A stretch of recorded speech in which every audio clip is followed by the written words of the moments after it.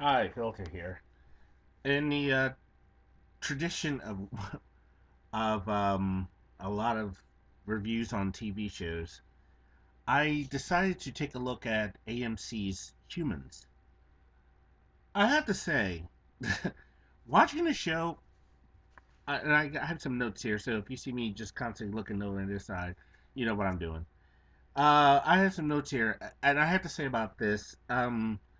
There's a ton of ethical questions about what would happen if you really had this technology. I mean, it's there now. It's getting there. It's only a matter of time before we see lifelike robots running around the place doing whatever. First, if you haven't seen it, please watch it. And if you haven't seen it, also, spoiler alert, I'm going to give away a few things, you know. In the beginning, you see the warehouse where all these synths, that's what they're called, synths, synthetic humans, are housed. And one after while all of them are standing still, one looks up into the sky to see the full moon, and eventually, the one that looks up at the sky is taken to this family, the Hawkins family. The dynamic with this family is very, very interesting and a little bizarre, but I can actually understand certain things that are happening in the entire episode. In one case, you got this very, very hot looking synthetic human thing, toy, servant being brought into this house, the Hawkins family, which consists of mom, dad, three kids. And what happens is you have the mom who's constantly working. The dad, the husband, wants to spend time with this woman, but he can't because once she gets home, she starts doing her things, and she's busy, and it's like there's no time for them. And he gets this as a way to say, you know what? I want us to be a family again. I want us to spend time together, even if it's for like 3 hours, maybe something like that. That's what he wants. But unfortunately, once she sees this hot model robot in the house, suddenly the rules kind of change on her. And there's something that's very interesting. They deliberately had the wife somewhat overweight and very plain looking. And in contrast to the hot robot, you would think, that, and you could tell if you watched the episode, she has this look of like, oh my god, my husband just replaced me with this young hot thing. This is like worse than having a mistress, because now, this is where it gets interesting, the youngest daughter seems to bond with this synthetic, and that's very key when you watch this. And there's a statement that's being said. It's kind of overlooked, but she says something very weird. The young child Sophie, she's talking about the growth of an insect. I was watching it. I even watched the rebroadcast, and I caught it the second time, and I was like, I think they're trying to give us a message here. I think they are. Well, next we kind of jump to the character of Leo. He's your robotic. Well, he's not a robot. At least you're not really sure, but there's something about him, and I get the funny feeling he's tied to some of these main characters. Um, Leo is doing his Underground Railroad thing, and he's leading these synthetics who have developed this consciousness, their sentience.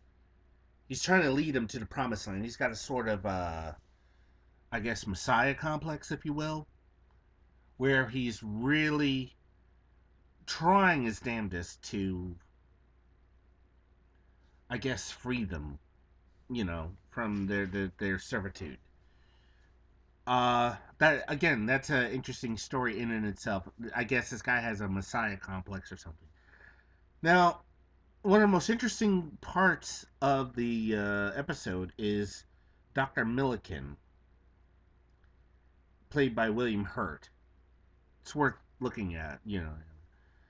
And he has one of the early model um, synths that's running around, you know, named Odie.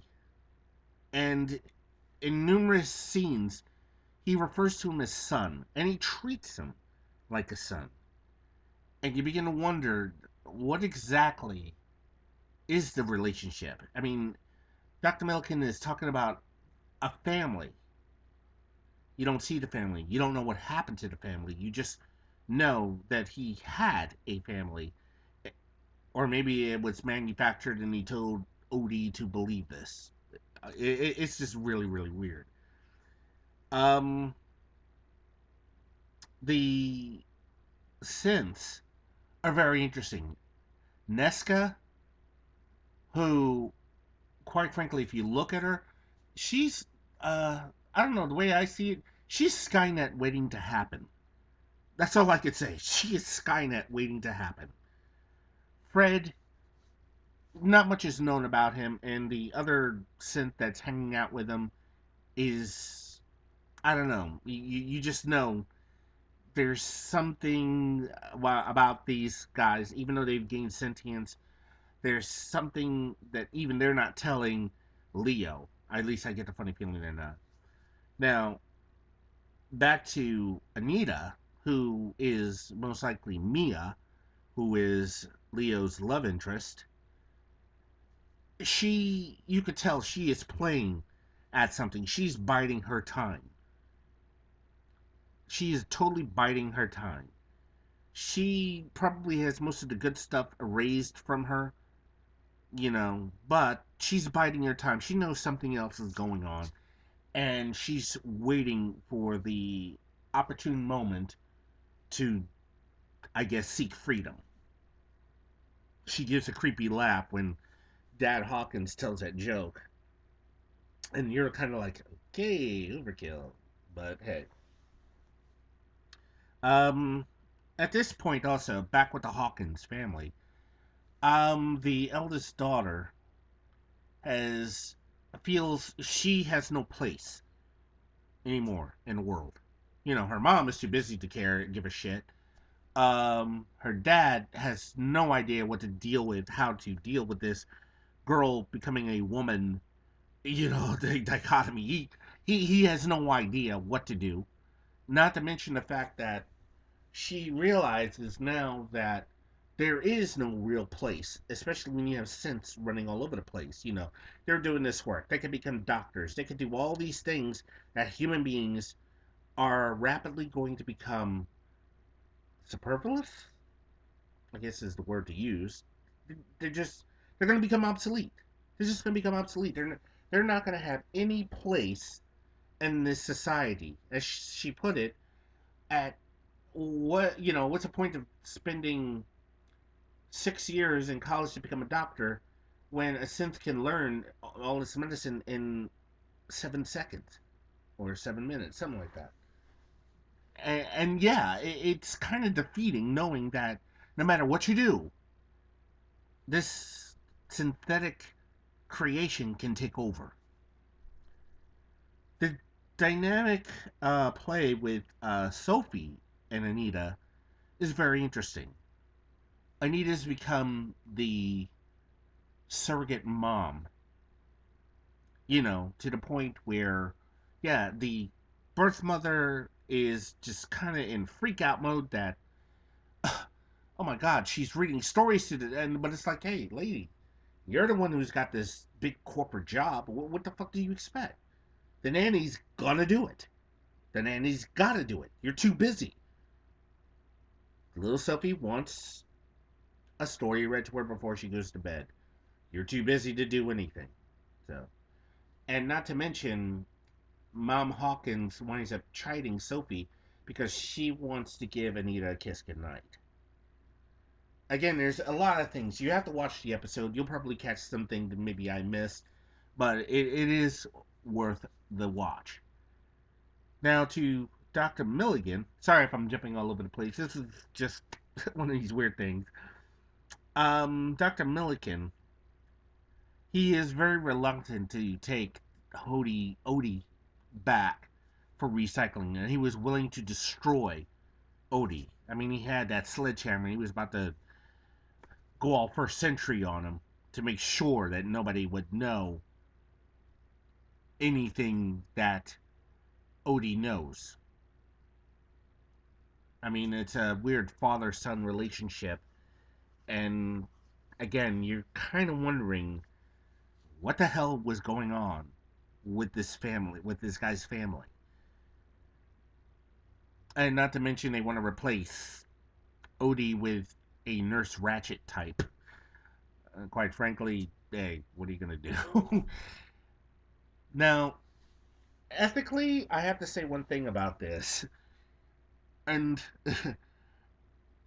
and it kind of goes back to a scene in which one of the detective sergeant, comes home and finds the synth in the house taking care of his wife, and his wife is practically treating the synth like a lover. Oh, Simon, oh, that's funny, ha ha ha, all this other crap. And it kind of makes you wonder, it's like, yeah, and you see the look on the guy's face of like, huh, is there something going on while I'm at work? What the hell is this? But again, ethically, it's kind of interesting, and I kind of brought this up in a previous video about the holodeck and how it would be great for MGTOW. This would actually be great for people who do not want to get married. You know, if you do not want the problems that come with relationships, a synth would be the perfect option. I mean, let's call it for what it is. It would be the perfect option for those men and women who choose to remain single and do whatever, create their own world, but they want that companionship. For a woman, they can have let's say, we'll call him, for the sake of the argument, Simon. They could create a Simon to be there to listen, to give the background, to be attentive, to do all the fun things that you want him to do. He'll have dinner ready for you, and when you need the sex, he will provide you sex. And he'll cuddle if he has to. And he'll always be programmed to have the needs that you want. And I know it'll be the same thing for guys. So at that point, I really see a population drop. I really do. However, I'm just going to suggest watch AMC's Humans. It's worth watching. To me, it is worth watching. And if you like this video, thumbs up it. If you have a comment, please leave a comment.